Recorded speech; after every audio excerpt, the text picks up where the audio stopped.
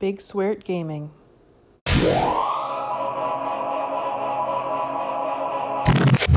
What's up, guys? Welcome to Invinciboys, Big Sweert's new show where we're going to talk about Invincible on Amazon, the animated series. I'm Christian. I'm James. I'm Jason. And James, how do you want to start this? This is our first one, so let's go. This is our inaugural one. Yeah, well, that's the word. I'm excited.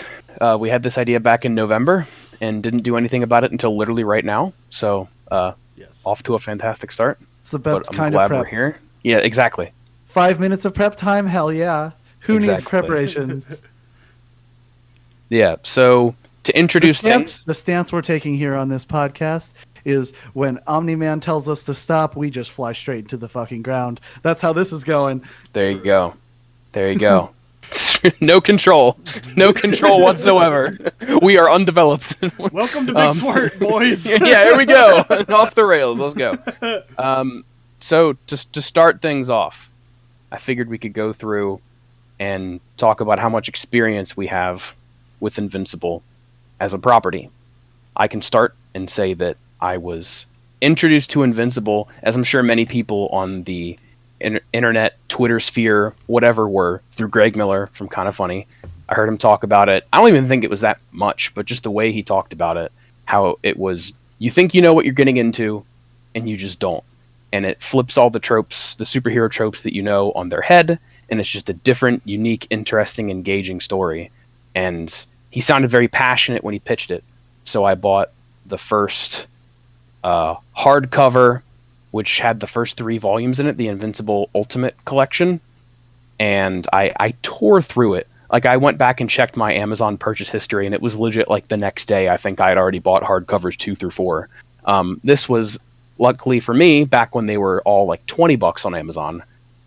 Right now, maybe because of the show, they're hiked up to like $35 pop, but yeah. Recommend those if you can get them. But so I completely tore through it back. I think that was 2016. That was 2016. And then read the whole series, caught up. I think it was around volume 22, 23. It ended after 25. So I read monthly for like a year until it ended. The only individual issue that I have is the final issue 144 that I picked up from a comic book store on the day that it released, which I believe was Valentine's Day 2018, right? Yes, I think. Yeah. So I got that on my nerd shelf back there, and I'm reading it through again now. So it's my 3rd time being through it. So, yeah. What about you, Christian? Same here. I think I got into it a little bit later than you did, because it was probably about the time where me and you met and became friends, where it might have been when the show got initially announced with Greg Miller's infamous freakout video. Yelling about Zac Efron. I believe he was shirtless at one point. Yeah, probably. And so yeah, and I had already been subscribed to Comixology Unlimited, and at the time, I think even still to this day, they were offering the first 10 volumes for free. So I did the same thing. So you saved money. Yeah. I think I read the first 2 volumes, and then I stopped for a brief period of time, and then it might have even been you had been like, hey, did you finish Invincible? And I'm like, no, I'm probably about to start it again. And I think I just restarted it. Mm-hmm. Since then, I've read through the whole thing twice. Love it. Love everything about it. As a person who has read comic books my entire life, this is by far my favorite. Even surpassing Spider-Man, God forbid I say anything. Don't say it. Spider-Man. Don't say that name. This has beaten any arc of any Marvel or DC property that I've ever read. And so let's address one of the things early on. Spider-Man, unfortunately, Invincible. True. And also, fun fact, does cross over with Invincible at some point. And it's so good. And it's really good. It's really good. So if Amazon can get that, we need that crossover episode at some point. Sony and Disney, Fingers crossed, and people. Amazon will just have the big trifecta, Yeah. and we'll get that Invincible Spider-Man crossover that I so Marvel dearly Studios worked it out. Amazon can work it out too. want. Yeah, Zac Efron can play Invincible and the Golden Dude from Guardians 2. Rumored. Yes. Please. And That'd be great. Pretty much it. Jason? Before we get to Jason, Oh, to cut you off, I'm gonna cut in here, and I'm gonna ask Christian this answer, which you've already partially answered it, and then I'm gonna answer it. Christian, why do you love Invincible? It's just so different, and it's like, before, for me, I've never read anything like it.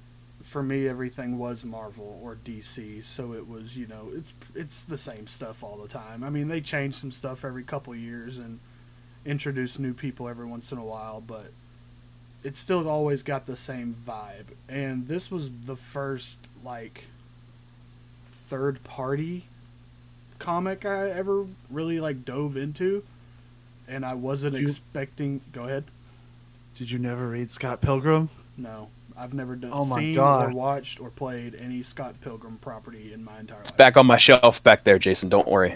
Okay, you're good. Nope. Anyways, so especially the most violent thing I've ever read, and that is probably the kicker for me since I was 21, 22 years old whenever I first started reading it. But it's just the difference for me. It's just not your typical comic book or superhero story. Fantastic answer. Yeah. Similar to me, I was kicking myself a bit when you said that it was your favorite comic book series of all time, because I neglected to mention that it's far and away my favorite comic book series of all time. There was no. It can only no be one of your contest. favorites. Yeah, only one of you can live have here to alive. prove it is your favorite. Listen, as soon as they make Invincible Funko Pops, I will prove to you it's my favorite. It could happen. It could happen. Batman has one rule, and I have one rule in regards to buying Funko Pops, that I can only buy some from certain categories because I buy too many Funko Pops. The moment they release Invincible Funko Pops is the moment I break my one rule. Anyways, moving on. Kingdom Hearts, PlayStation, Avengers. The only types that I'll allow myself to buy, except when I cheat. Like those yes. Yu-Gi-Oh! Funko Pops on the back shelf right there. That was before I made that was part of the problem. That was before I made the rule. I don't know if those are in the shot, but yeah, there's an assortment. I also have all the Scrubs Funko Pops. Also before the rule. As I was saying, I was kicking myself because it is also easily my favorite comic series of all time. When I think back to just anything that I've read, I don't remember feeling so glued to the page. Same. And so enraptured just by everything that's going on. One of the things that I love about Invincible that I feel is stronger than a lot of other properties that I know is that it's so good at planting little seeds. Like, there will be little references here or there. There will be some seemingly inconsequential things that happen, or characters that show up and then go away. It's and there's always MCU payoff. Quality. It is. For There's always payoff. They always show back up, and it's incredible. There's also a very clear sense and structure to the arcs. Like, the way the story flows is great. I'm interested to see how they handle that with the show in terms of... I feel that's one of the parts that would flow better as issue to issue, is that you can kind of introduce things here and there and not really have payoff until later, whereas a season is going to be a much more structured arc than when you're trying to build out a comic series. So I'm interested to see how they handle that. But there's so much I'm looking forward to seeing, but it's easily my favorite. I love it so much. Yes, Jason. I think reasonably anything that they have that, like, they'd pop up in a single issue. They could pop up in an episode in the same way. One of the things I think is interesting so far is how they're kind of taking a mixed match of... So I've only read up to, like, issue 20, but, like, they're pulling... In the first 3 episodes, we're pulling some elements from, like, even up to issue 14. like different sequence of events, and it's really interesting that the pacing they're going is so much different. I'm wondering if they're like trying to make a more coherent so they don't have that pop up again thing that you're talking about, Yeah.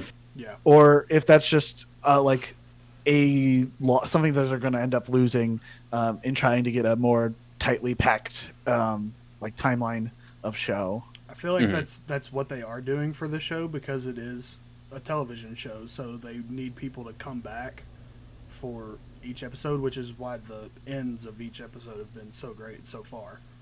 But I feel like it's different when you're reading and somebody pops back up. You can easily go back to that certain issue and be like, wait, what was this person? And it's I feel like people are more inclined to do that than do that in a television show. Mm-hmm. I think it's interesting to note too. I saw quoted somewhere from an interview with Robert Kirkman, who wrote Invincible, the comic series, is very actively participating in the television series. Also wrote The Walking Dead. He's awesome. I believe he said that he sees adaptations as a chance to kind of do like a second revision of the original script, which I think is extremely evident in the way that he did The Walking Dead. They changed so much up, introduced new characters, shifted whole arcs around. Shane in particular in The Walking Dead, like they completely changed that. So I'm interested to see if any characters get that type of treatment where they're maybe around longer or their circumstances change. I will say that with The Walking Dead, the TV show, I fell off about midway through season 7. There were a lot of changes they made that I did not like. And I feel like that series was at its worst when it deviated from the source material. So I wasn't too hesitant going in, but a little part of me gnawing in the back of my mind is like, I hope they don't change too much because it's so good. But I will say on a positive note for the television series, every change they've done so far, It's been good. I think has been an improvement. Yeah. Like I think it's been better, and it's already awesome to see. Even going through and rereading the series, there's some jokes, or even like snide comments that are made by Mark or even other characters where I'm like, that doesn't age well, because it was written however many years ago. Early 2000s is when it debuted. I think 2003 or 2004. Yeah, I want to say there's even like a that's gay comment, and even me, I was just like, that's not good. It makes you cringe looking back. Yeah. They use the R word sometimes too. Yeah. So the thing that I think is interesting is the way that they turn around from the like that's so gay joke aimed at William so often to they made him an openly gay character, and I don't know if he comes out later in the series, but that's a weird like choice to make. Like they call it like derogatory to him when he's not, to just making him a gay character. I don't know. It just feels weird since those comments are aimed at him to just make him. I don't know. It's not, I guess, offensive, but it's a little weird. Yeah, it's kind of like the J.K. Rowling thing where she's like, "Oh, by the way, Dumbledore's gay." It's like, was he though? It's one of those type things in my head. So, James, you were talking about the comment that Robert Kirkman was making about like adaptations being a chance to change things and make a more definitive version. Unfortunately, that brings another director to mind. What do you think of? Do you think he's going to George Lucas it? Because, like, already in these first episodes, like the stakes are bigger, quicker. A lot of these scenes, like they're pumping up the setting and like the volume of the action and the gore a lot faster than they do in the comics in the like same issues. So it's a little bit like there's a lot of creatures in the background of Tatooine now. How would you feel about that? Like that kind of thought process? Yeah, Christian, do you want to speak to that first? With the George Lucasing being more of a Star Wars thing, I see that as more in your realm. I'll probably tag on, but what do you think of that? I don't think he can go that far. I mean, as far as because it's a TV series, and I can see him doing it a little bit, not to the what's the word? The extremity that George Lucas went to, where it was just like including full, complete background random things that didn't even need to be there. Technology. Yeah, I'm sure. Oh, Jesus, don't even get me started. I've watched YouTube comparisons. I'm just not an expert. But I think Can't wait for the part where Invincible, before he shoots first, somebody else says McClunky. Who punched first? But I feel like the way that, especially hearing that statement from Kirkman, I think if I understand Robert Kirkman as a creator as well as I think I do, it's not going to be that drastic. It's a little bit more fast paced because it is a TV show. You have to set things up to sell it. I mean, sure, there's the hardcore fans like me and James, but there's also the millions of people who just see a cartoon. That's why when I posted my PSA online, I said, hey, if you're not watching this, you should, but it's not for kids. Don't let the art fool you, because it is not for children. Think Deadpool, think The Boys. It is not for kids. Yeah. Yeah, I on that comment, I think that everything that I've seen so far, it struck me as being incredibly true to what Invincible is. And maybe what Invincible became after it was established, but I think that it's taking those elements that it maybe developed later and pulling them into where we are right now. It is an extremely gory comic.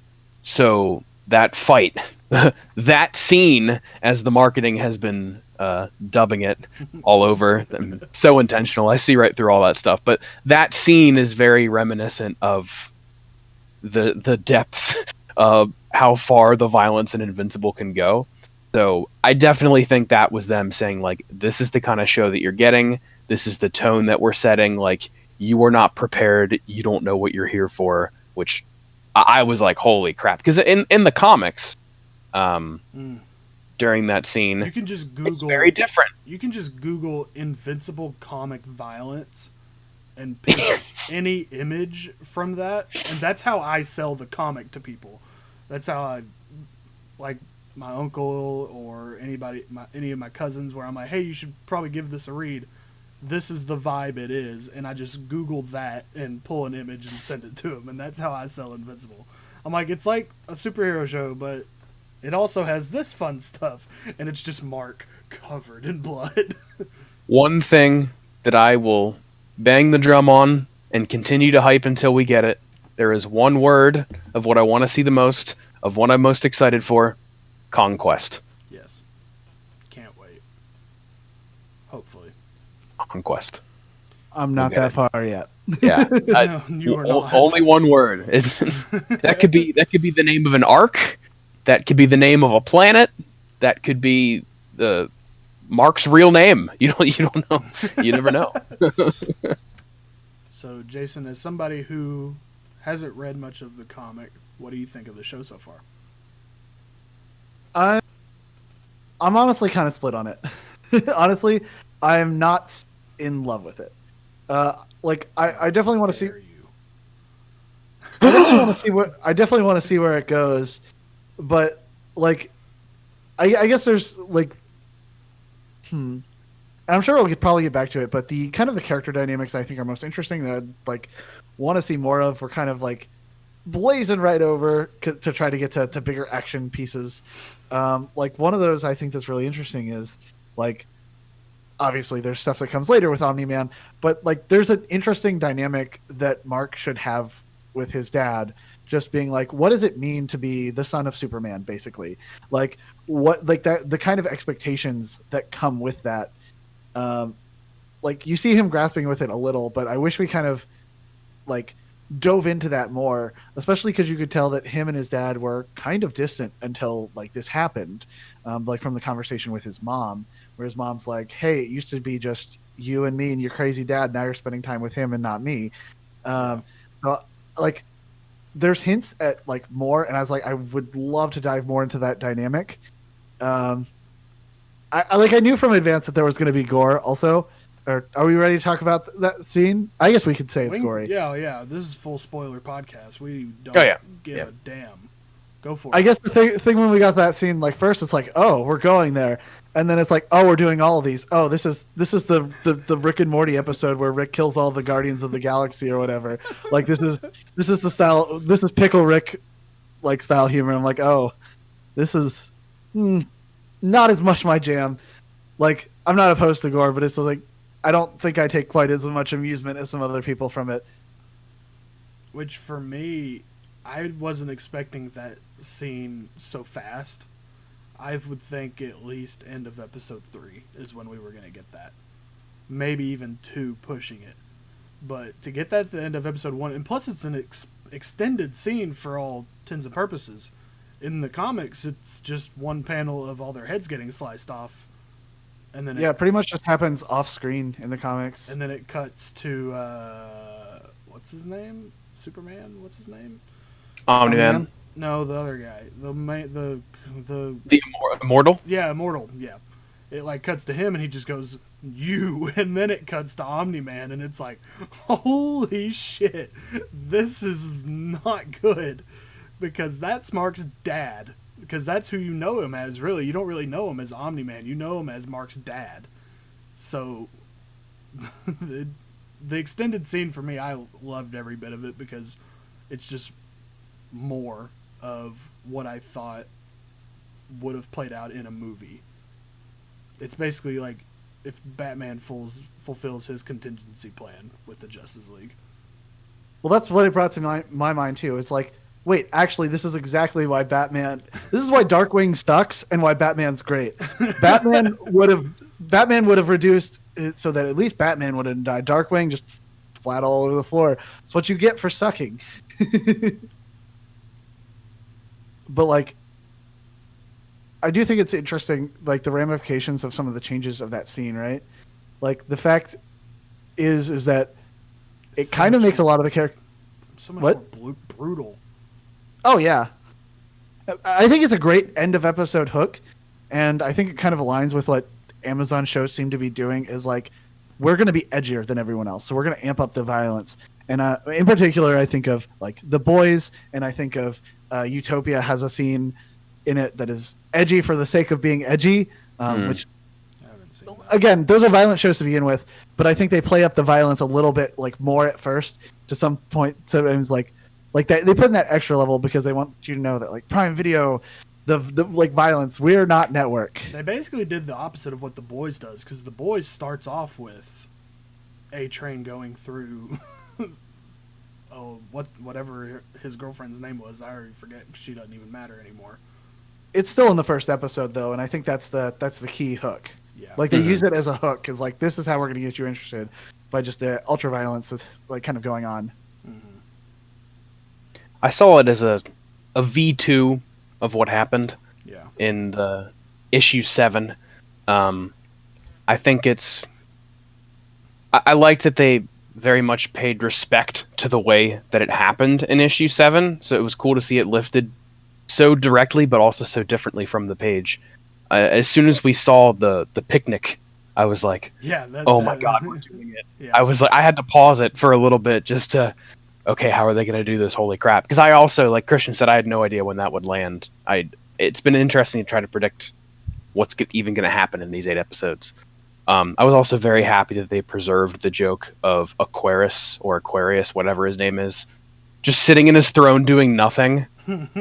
Like, finally, some action! Like, the first time I saw that, I think I like laughed out loud on the page. Like, ooh, that's a fun little Aquaman jab. Like, because he's like the butt of the joke, basically. Oh, yeah.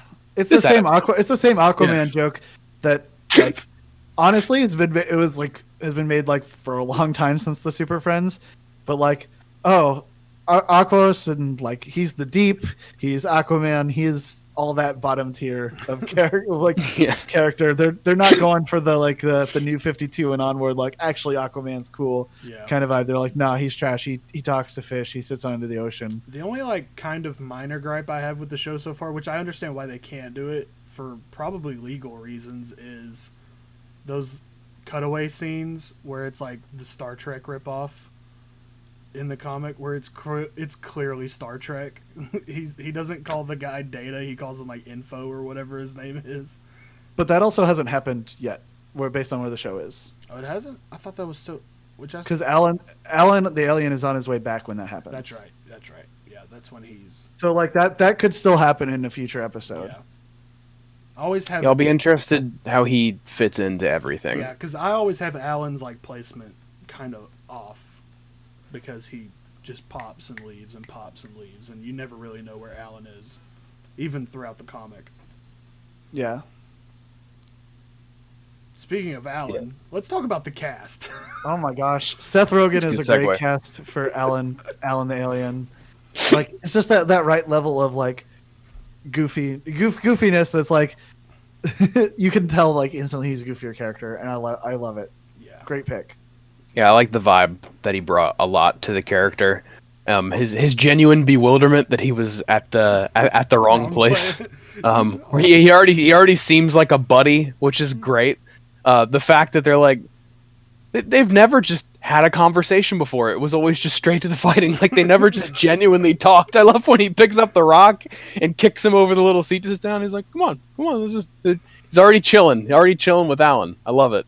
And Seth Rogen is perfect he's for also, it. Oh my gosh. Is he executive producing this, or is he only doing the movie part of it? I believe he's a producer. I think he's doing it for both. Okay, that's awesome. Yeah. Because he produces great things.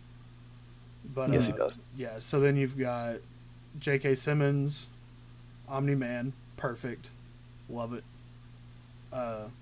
Disgustingly good. Yeah. As Mark, also Glenn on The Walking Dead, big Kirkman fan. Yeah, I'm sure Kirkman was glad to have him back for the lead role, especially because of how many fans really, really loved him on The Walking Dead. Yeah, I'm a big fan of his performance so far. I don't know how I thought he would be, because I've not heard him. I've only ever seen him. I've not just heard him, so I didn't know what his voice acting chops were. But it was particularly the scene where he was on the rooftop talking to Omni-Man, and he's like, "Hit me again. Like, I can take it. Hit me again." Yeah. And how he was saying, like, "You're all I've ever wanted to be. Like, I can do this." Like, the emotion that was in his voice, I was like, holy crap. And again, I'm excited to see the performance in the future, but that completely sold me on him. That was an Emmy scene for me. I was like, oh man. Yeah. I was like, oh man, I'm starting to get a little choked up here. I got a little teared up. I did like that, but I felt that. I felt his emotion in that scene. It was really. And I think it's really important to really sell the emotion of those scenes, just because there's so few of them. Like between Mark and Omni-Man, like definitely less than in like there's not that many even in the comic book, and it looks like we're going to only get potentially a similar number. So I think it's really important to sell those kind of characterization and those kind of more insight into the depths of their relationship. Even if it's like, because there's just not enough to really fully explore it, like we need to hint at those depths at every like point that we can. I think it depends, because the way that they're pacing the story, I assume we're not going to spoil where the show will go. No. Like even within there's a lot they could do. And you know how my memory is; it's a little foggy. And so yeah, be careful. There's a lot they could do in kind of the downtime between. Right now, it's the fallout of the attack on the Guardians of the Globe. Everyone's dealing with, oh my gosh, like this Earth's version of the Earth's Mightiest Defenders are all dead. Who the heck did it? What the heck happened? The dust is settling, and depending on how long they let that dust settle before the next big thing happens, you could have that time in there for some more development between them if they choose to do it. I'm trying to remember. That's public in the show, right? Everybody knows the Guardians are dead, right? Yep. Mm-hmm. Okay. Because they had the big funeral and the big speech in episode 3. That's right. Yep. That's right. Omni-Man does a speech. Two funerals. Because I remember, two funerals. Because I remember in the comics, it took a little while where they were like, "Oh, nobody knows, and then they did the funeral, and Omni-Man made. Okay, now I'm remembering. I do think it's funny in the show with the two funerals how they're like, "Oh, this is where the bodies are buried," so nobody like tries to go grave digging, which is funny because that's exactly what somebody did in the comic book as soon as they were in the ground. Yeah, which they were laying the seeds for at the end of episode 3, I think. So I don't know if they're positioning that to right away go into that, or if they'll pick that up in like an episode or two. I mean, it depends on how much they want to flip around and change, but that is the catalyst potentially for the next big thing to happen. I feel like just the pacing of this, like especially because they're going so fast that they're even pulling stuff after some big reveals in forward. I think they're going to either find themselves in a lot of like filler, or like the big reveals are going to happen in like an episode or two. Like there's just, I don't know if there's enough runway otherwise. Yeah. I just feel like the gripes, well, I don't want to say the word gripes. The thing about the pacing is it's also they released the first 3 episodes all at once, and I know me and James at least back to back to back. I know you watched the first 2 and then watched the third one separately, right, Jason? Yep, I watched it the next day just because I didn't have a 3-hour block on hand. Yeah, I had a lot of blocks available for a lot of things that day. You mean a less than 3-hour block because it's only 45-minute episodes, and they lied when they said we were getting hour-long episodes? Oh, here we That's go. what they mean, right? I'm just being salty on purpose. I'm okay with it.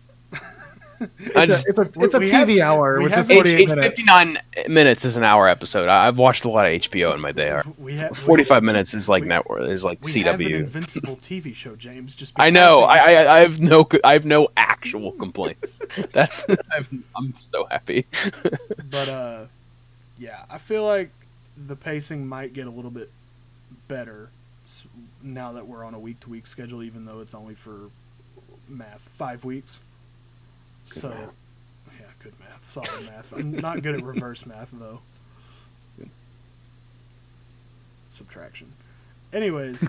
Oh yeah, that's what that is. Subtraction. It's reverse math. That's The what one it with is. the line, right?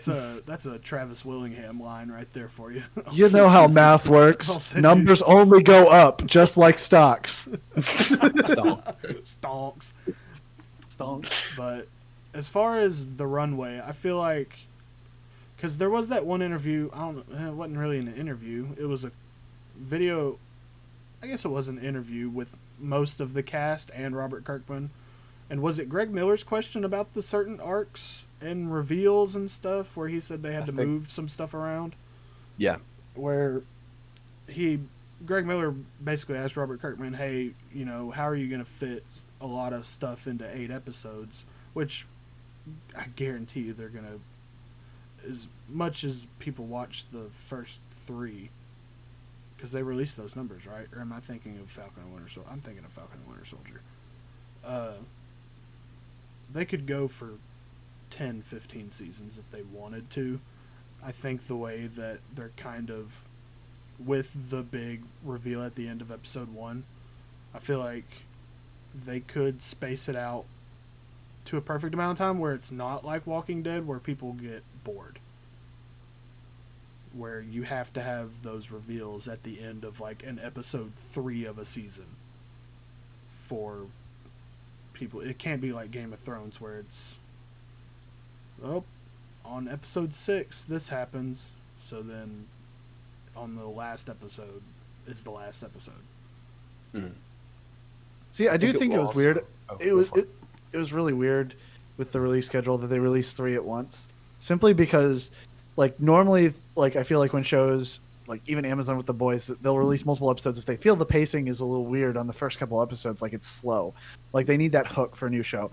But having that scene at the end of episode 1 feels like is really weird that they decided to go further already. Yeah, like that would have been a perfectly fine first episode. Seriously, even it would have. Bias blind aside, if that was the first episode of a show that I had no clue about, holy shit, I would be sold. It's just it would be just like The Boys episode 1. As soon as A Train runs through, I was like, yep, I'm watching this. Want to know what this is about. So I do agree it was a little weird how they, which I'm not complaining, but give me more. My complaint isn't so much at Amazon, but at WandaVision, where the first 2 episodes were like really launched at once and just nothing happened. So much that those episodes could like nearly be omitted from the series. Yeah, but I feel like they kind of had to do that to get those out of the way. Yeah. I think that would have made more sense as releasing 3 episodes at once. in WandaVision than where this did. Like episode 1 really ends with you feel like things have been set up and established, and then they pull the rug from under your feet. Episode 3 has an interesting ending, and I'm glad to see the very complicated layers begin to be pulled back on that. But that didn't really. I also thought that episode 3 was noticeably the weaker of the 3 episodes. Like I went back and watched it. I watched the first episode all the way through, and I got halfway through the second one before I realized I wasn't going to be able to watch through it all, and I started skipping through just to see like what's the stuff I want to see again. There were 2 or 3 scenes in 2 that I was like, ooh, I want to watch that again.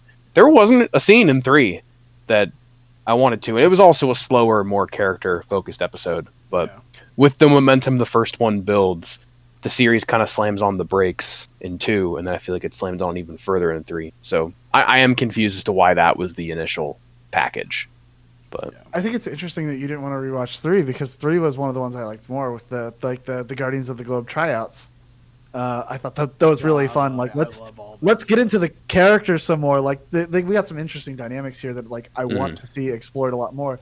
Like Monster Girl, like even some of the stuff she hints at of like, oh well, I can't date because I'm like anyone who would want to date me when I look 8 is a weirdo, and like stuff like that. It's like okay, you're an interesting character. I want to know more about you. Whereas 2, I feel like didn't sell me on the teen team nearly as much. Yeah, they kind of just. It wasn't that I. They kind of. To clarify. Go ahead, James. It wasn't that I didn't want to watch it. Is that I didn't have time, and I was just going for the big standout like moments, like the louder moments. Like I watched there like more fights and stuff in episode 2. I'm not saying 3 had less fights, 3 bad. That's not the argument. I loved all 3, and I will definitely be resuming where I stopped, pause midway through 2, and watching through the end again. But yeah, I can't even think to pick an episode that I prefer over the others. Because I just blazed through all 3 of them, and I haven't watched any again since. I need to, but maybe I'll do that tonight. But I kind of just watched them all in a loop. So for me, it was kind of like just one big hour and a half thing that I watched, and I loved every bit of it just because it's Invincible. What else we got? I thought it was funny. Again, let's talk about the casting, and especially with Teen Team. I think there's some great casting choices there. I love Zachary Quinto so much. Zachary Quinto as robot, like he's a standout. Yeah, he's Spock again. Congratulations. That's great. Also, I really enjoyed Eve being Jillian Jacobs. It's like, wow, she's like nailing the whole Britta thing. Like a character who on first thinks she's like, wow, she's so cool, she's so pretty, and is actually kind of a loser. Like that's her typecast, and it's kind of weird. And then say his name, James. Jason Mantzoukas? Yeah. Is that did I hopefully nail it because I practiced like 3 times? Yeah. Because I'll be reading his name later. Yeah. Perfect. Yeah, perfect. Oh my goodness. Perfect casting. Who plays Duplicate again? I think her name was like Melise or something. It wasn't an actress I was familiar with. Okay. I would need to look it up. I don't recall. I'm gonna pull up the IMDb right now. I have a name in my head, but they play multiple people, and it might not be her. I'm not confident. Like the actress went by a single name, if I remember right from the X-ray. Is it one definitely not who I was thinking of? Glad I didn't say it. And then we've got Sandra Oh as Debbie. Great. Great pick. Really good. Zazie Beetz is great as Amber. Oh my gosh, we didn't talk about that. Zazie, I'm so happy to see Zazie Beetz getting so much work. She's fantastic, and people cannot appreciate her enough. I do like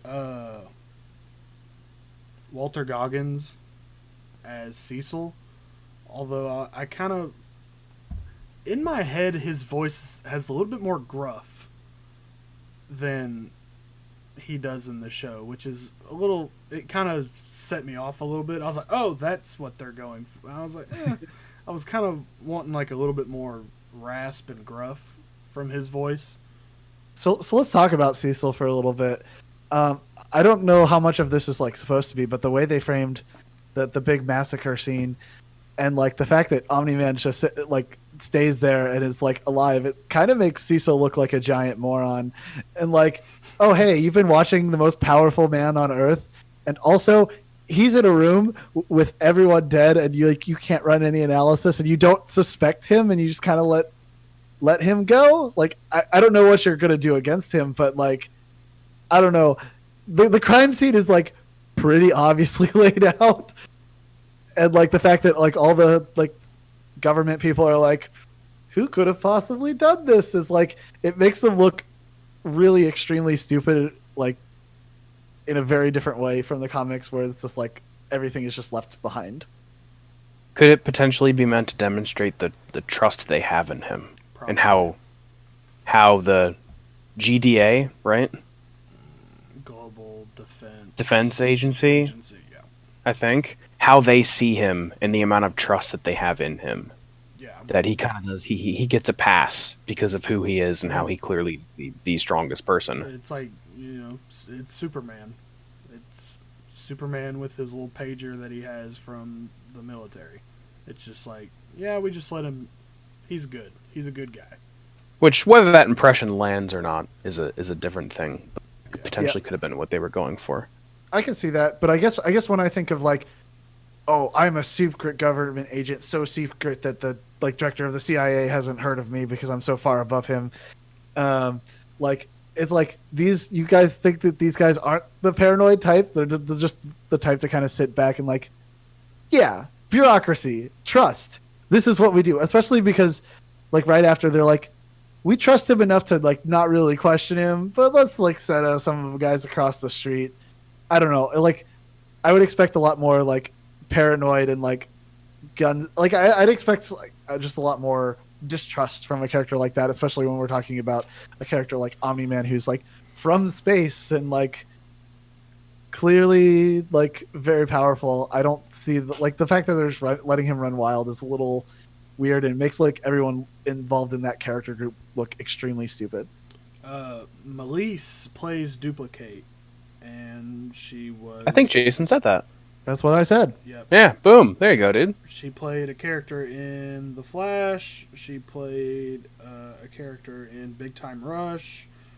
She's been those single characters in NCIS and CSI, and she was a character in Vampire Diaries, so that's probably why I've never heard of her. Unfortunately, shows that I've not really seen. Yeah. She was also in the Shannara Chronicles, so that should tell you. Another show I have not seen.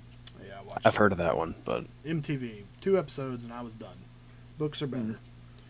Then we can't have an animated show with superheroes without Mark Hamill playing, of course, Art, the Art Rosenbaum, the superhero costume maker. He was great. It was just great hearing his voice. Who else? Kari Payton? Is it Kari Payton or Kari Payton is Black Samson. Is there anybody like that we know the name of that we missed? Clancy Brown playing Damien Darkwood. Okay. Yeah. And I do like that they're like pumping up Damien Darkblood kind of quite a bit more. Like, I guess I wish if that scene in the first episode hadn't been there, and like he'd been there to like sow doubt, I think he would have worked better. As opposed to like, he's just so far behind. Like, he's on the right trail, but like he's like, we already know what happened, so it's less. It's less. In like the main character, so we don't really get that tension of, oh, he's closing in the same way as if he was like closing in on like, say, Mark had done it or something, right?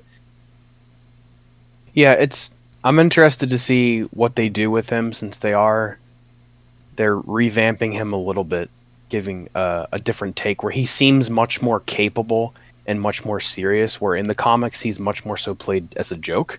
Like, he comes in like very long after it happened and it's been resolved and it's like everyone knows, and he says, oh hey, by the way, I finally solved it, like Omni-Man did it, and they're like, yeah, it's been all over the news for 2 weeks. Yeah, they're like, And they laugh him out of the room.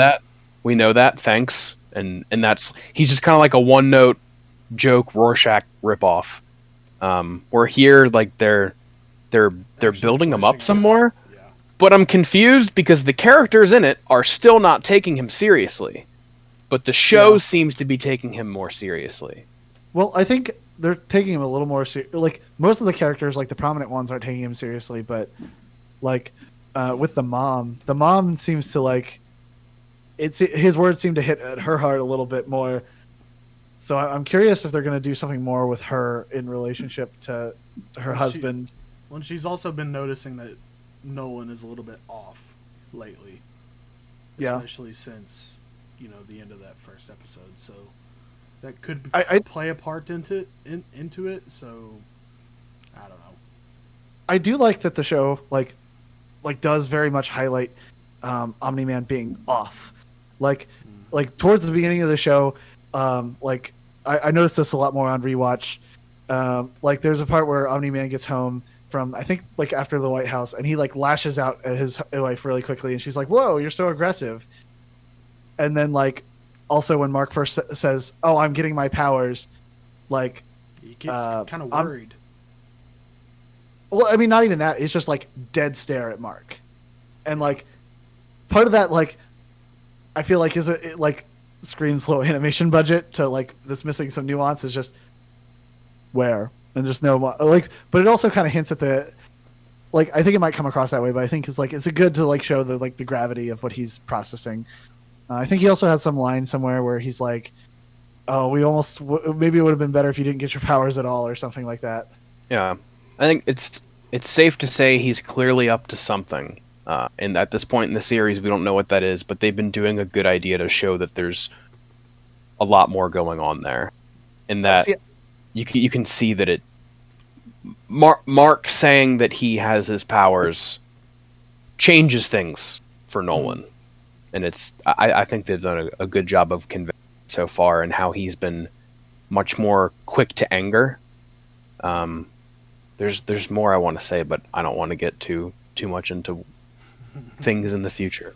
But. See, because of that, I almost wish we didn't get that scene in episode 1, just because like the elements of things being off or like there being a mystery, like it's not a very good mystery or things being off if we just see the murder. Yeah, I kind of agree with that. I feel like they could have built him. The only thing they could have done if they had put that scene out later is if they had built Nolan up more, where you care about him a little bit more. Yeah. I mean, we care about him in the sense of he's Mark's dad, but that's literally about it. Like, we don't know much else other than, the flashbacks where he tells them he's from Viltrum and stuff like that. Mm-hmm. That's the only thing I could have seen them change if they hadn't done it so fast. Yeah, I guess like on Omni-Man more, like the scene at the end of episode 2, I felt was kind of just gratuitous. It's like, oh hey, did you watch the last episode? Reminder, this isn't a great dude, as he slaughters all the Flaxons. It's like we got it. I loved that. Yeah. I loved that because that you I believe you find out that that's what happened later on. I believe. Yeah, you find that out they just he came back. Move that up to now. I thought that was very cinematic and cool and shows more things, more of his true nature, more things that I don't want to say too much of, but I like that a lot. Yeah, that was exactly I like the coloring of it too. That shot where he goes through the 3 buildings and there's the explosion, and he's like carrying that dude's, and then just crushes it. I think it was very cool to see. I love seeing the tremendous power discrepancies between different people. You see it plenty in Dragon Ball. Very much, I mean, Goku obviously is an evil, but very strong Goku vibes where everyone is kind of fighting off the enemy, waiting for Goku to show up, and then he just completely saves the day. But him just literally just diving through the crowd, all the Flaxons just flying up in the air when everyone else, the army of soups that were there, were very much struggling. And for Omni-Man to show up and just like, all right, press the Omni-Man button, we win. Then he flies in, freaking raises their civilization and presumably causes a annihilation level threat to their planet when he drops that asteroid at the end. Which, wondering how he convinced them into letting him go before he literally murdered everyone. But shows the grip that he has. I love that beard. But it's cool to... We peeked behind the mask there in that scene. I thought that was cool for setting up that potentially true side of Nolan. Ooh, there's like a conversation thread I want to go down to because you compared him to Goku, because I very specifically want to compare him to a different Dragon Ball Z character, but I'll let that.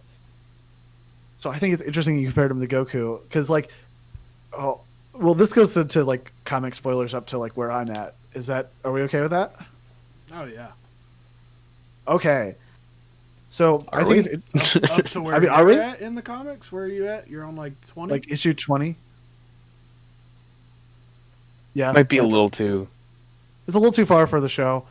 We can save it. I think we should stay within the bounds of. I mean, we're still figuring out the show. That's fair to say. I think we should stay as much as he can within the bounds of what the series has shown. Yeah. Okay, I'll save that comment then because I also made a very Dragon Ball Z comparison in my head, but it like can't say everything yet. Okay. Yeah, we'll put it in the parking lot. We'll pick that. Pin is on the invisible board. Yeah. We'll get back to that. I was looking for something to actually like stick in my wall, but I don't have anything. So, James, you've got some trivia for the episodes. What do you got? Yes, I was rewatching yesterday, and I noticed that Amazon has this awesome X-ray feature where if you pause it, it'll tell you who any actor is in a scene, which is really cool. But they also have trivia. So I figured a fun little segment that we could do at the end of the episode is that I will go through and pick, for now, since we have 3 episodes, it's the 3 most interesting bits of trivia for a given episode. For 3, I actually only have 2 because there are only 2 that are interesting. But this segment is called Invincible Trivia Tidbits. So let's see what we got. Oh boy. For episode 1, all of the actors playing the Guardians of the Globe are current or former cast members of The Walking Dead. Oh, that's interesting. Oh, okay. Yeah. Wait, do you want to go through the cast list real quick for those? Do you have those? Can we talk? Can you pull up the IMDb and let's talk through who plays each person? Sure. Here, let me pull that up real quick. Well, I'm on IMDb right now, but I don't remember their names other than Red Rush, Aquos, Immortal, War Woman, The Green Ghost, Darkwing, Martian Man. Also, shout out to John Hamm for playing the role of Steve at the beginning of episode 1. He plays that cop. Wait, who was that? John Hamm. Okay, I knew I recognized whoever that was. That's incredible. So, Chad L. Coleman plays Martian Man. Is that one of the people? Yep, Yes. Martian Man. He's the stretchy dude. Ross Marquand was Aquarius, and I believe he was one more too. Michael Cudlitz was Red Rush. Lenny James was Darkwing. Lauren Cohan was War Woman. Soniqua Martin Green was Green Ghost. See, the thing that frustrates me about that whole fight is that, like, at least with how the universe has been set up so far, there's scenarios and tactics where the Guardians of the Globe could have actually won, or at least done a lot more damage than they did. And like the key thing was, like, Red Rush should only play support and not play offense, because like if he would just play like evac and like in hit, they could have actually really fucked him up, because like they're enough to like hit him enough that where he was like downed. Like with some more strategic positioning, I think they could have like actually won. They gave him a run for his money, which I liked. I like the changes. I like that aspect of it too, that we got more of a spectacle, more of an actual fight, rather than him just one-shotting everyone on each page. Poor Green Ghost though. Oh crap! Seen Seen that 3 times now in that hand to the face catches me off guard every single time. Holy crap. It's very fast. Is Martian Emperor one of the Guardians of the Globe? No. That was the Scar, the Flaxen. Okay, it was the Flaxen. I refuse to attempt to pronounce his name, but this is who plays him. It's from Guardians of the Guardians. Globe. Yeah. Yes. I also will not pronounce his name, but he's great. All right, next up, and this is one of my favorites. I think this is hilarious. The first time we see Mark, he is reading Seance Dog. This is a reference to Science Dog from the comics, and that, I don't know if that's played for humor, if that's just supposed to be a reference. I think that's just hilarious. I have that a fun... I love that so much. I have a fun... And the dog is dressed up like Doctor Strange, because that's the direction they're going. Yes. Seance Dog instead of Science Dog. I love it. I have a fun fact, if I can find it real quick. The reason they're not using Science Dog. Really? It's a Oh, is it actually copyrighted by something now? It's copyrighted. Because Science Dog is a comic now. Wait. Is Robert Kirkman involved, or did it just materialize elsewhere? You think he'd be able to use his own work, right? So this is a Reddit thread that was tweeted by the Invincible HQ Twitter account. And it says, for those of you asking about Science Dog, ellipses, and it's somebody named Astro Shark says, hello, big fan of Invincible, and I'm loving how the show is turning out. I have to ask, what's up with Science Dog? Where's Science Dog? Robert Kirkman responds, oh my god. That was done because Science Dog is its own separate thing. It's not part of Invincible. It was just a separate idea that was featured in Invincible. Kind of like Tech Jacket, Wolfman, and Brit. While it's easy to have those things appear in a comic, it's a legal nightmare to make it work in a show. So we'll have to see how those other characters are handled as seasons of Invincible progress. Oh, so it was a real thing before Invincible. And it just... okay. That's so Science Dog, Tech Jacket, Brit, Astounding Wolfman are all other superhero comics that are within the realm. There's a few others too, but within the realm of Image Comics, I believe. Yes. Yep. Are any of them also Robert Kirkman, or is he only Invincible? It's okay if we don't know that. I don't know off the top of my head, but I can do... But they had some crossover in features, but it's considered the Invincible universe, is what it's called, but there is a little... universe of superheroes within Image Comics. I just googled science. Does this mean we won't get Spawn? Okay. Moving on to the next tidbit. Science Dog we is touched by on Robert this. Kirkman. Okay, yes. So we touched on this a little bit already, but the murder of the Guardians of the Globe happens in Invincible issue 7. Originally, Robert Kirkman planned to have this take place much later, not till around issue 25, but he was told the series might not survive that long. Dude, I think that's amazing that they're like, oh, he wants it to happen later, so let's speed it up and put it in the first episode. Complete opposite direction. I don't know. I think it would have been a lot more of a gut punch to just get them as structures of the universe a little bit more. And I get that they were that's what they were trying to do with that opening scene, and be like, hey, these are people that matter. But to introduce them and throw them away in a single episode is kind of feels a little bit wasteful. It still packs a punch, but it's just less than if they'd been more established. Just think Suicide Squad. I think they were created with the intention of being disposable, and that's because they were such blatant rip-offs of the Justice League. And I actually don't think that you would want those blatant parody characters. They're literally one-to-one to stick around for that long. Yeah. Because they're in the comics, as we've talked about, they're 100% a joke. They were given a whole... We got to see them in action. So... Yeah, I totally think Kirkman doubled down on... He had the chance to do what he wanted to do initially, but he doubled down. And I understand it because of how much happens, and because the comic has a very fast pace. There's a lot to get to. So I think that he doesn't necessarily want to inflate it too much.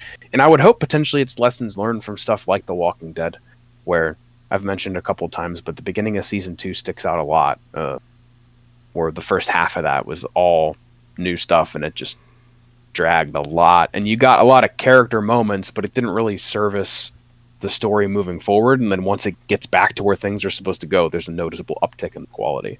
So I hope it's lessons learned, but I mean, I trust the man too. It's kind of my favorite thing ever. Yep, same here. I feel like probably wouldn't have been a good thing legally for those characters to stick around. Yeah. Just. I don't think it would have been like a legal issue. Like I get James's point is like, yeah, they're just one-offs, but still, I think there could have been more value in establishing like Guardians of the Globe. This is the big leagues. Like they're like, there's tiers of superheroes in this universe, and kind of like, oh, these guys are number one. Oh, they're all dead, and then like kind of trying to fill that in afterwards in episode 2 and 3. They're number like, one, people but want to be... Omni-Man isn't even a part of them, and he's considered higher value than they Number are. 0. Yeah. Yeah. I also think that it furthers the world building of, they're clearly trying to say this is a very established world where superheroes are normal. Like, they don't need to highlight like this team is important, because the world they've mentioned they have multiple teams. Like, you can very much see, like, the fact that they open with those 2 guards just having that casual conversation of like, oh, I need to get like this so-and-so specific superhero training. Like, it's very much a common thing, and they make references of dating back 20 years. So like, we're very much in a world that is accustomed to, is used to superheroes. So I think that's also why they're able to just kind of wave them away too. Well, I guess my thing is more driven by like episode 3, like you're having people try out for the new Guardians of the Globe, and it's like, oh, people have been trying to get into this team. They seemed like they were all right. Like, that first episode sequence didn't necessarily give them the thought of this is the Premier League. Like, it gave them, like you're saying, James, it gave them the idea that they were just a team. And then they're like, oh, wait, they were the team, remember? Well, and they're also the team that's powered by the government. So yeah. You have to think about that as too. well. Very good point. All right, moving on to episode 2 now for the trivia tidbits. Some of this have talked on, so it'll be a little bit repeat, but there's a little more in there too. So, as we already talked about, Damien Darkblood is voiced by Clancy Brown, who is Mr. Krabs, SpongeBob SquarePants. 90 Kids. I'm sure we all love SpongeBob. That's pretty cool. He's also something you can notice, which is unique to the television series, is that he makes the air cooler around him when he's present, which is why people's breath can be seen in those scenes. And also, he is initially from the comics, of course, but he was revised for the television series. As we kind of talked about, with him having a bit of a different, kind of potentially more serious role. And his design was one of many characters that was updated by character designer and co-creator Cory Walker. Cool. I like his newer design. Like, the original design, he had more of like kind of that full body like suit thing going on around his face, and now he's more like this is like Rorschach and Hellboy's love child, and I'm like, I'm okay with this. That's a good way to put it. I think in he just had like just part of his face was red and the rest of it looked kind of normal, like it was like a cutout kind of. He had an interesting look. It's distinctly different. He's got a belly too. I don't think he had more of like the dad bod in the comic. Like, he looks like he's in his 50s or something versus like a. He's definitely been around a while. He's been around, but yeah, it's a different vibe. But I think so far. He's like Mad Eye Moody. All right, next up. It's 2021. Dad bods are acceptable now. Let us enjoy this new world. Yes, we love it. Next up, the Flaxen with the scar is unique to the television series, and since the Flaxens are mostly identical, he was designed to help the audience remember him throughout all of their different appearances. Yeah, I think that was pretty effective. Also, Mark is the one who scarred him. I noticed on the second time through, he chucks that cinder block looking thing at him. So, but it's not the only time they do something to somebody's eye to make them identifiable. They do it right in the beginning with the Mauler Twins. Oh, I didn't even talk about the Mauler Twins. I love them so much. Like they're like, oh, we have identical characters. Quick, knock somebody's eye out. And they do it twice in the first 3 episodes. Yeah. Oh my gosh. The Mauler Twins are also a really good example of how well the series uses the characters, because they pop in and pop out, but it's impressive just how many arcs they're They kind of go like through. the catalyst of. Yeah. That their actions cause crazy series changing things to happen, but they're just kind of there to initiate it. They're interesting. And the who is the clone issue will never it persists, funny. and there's more layers to it. It's always great, and I'm so glad. I love seeing it. All right, next up, when Mark encounters Alan the alien, the "You're quite vincible" line was ad-libbed by Seth Rogen. Of course it was. Good line. Like, Great line. Of course it was. Yeah, I love that.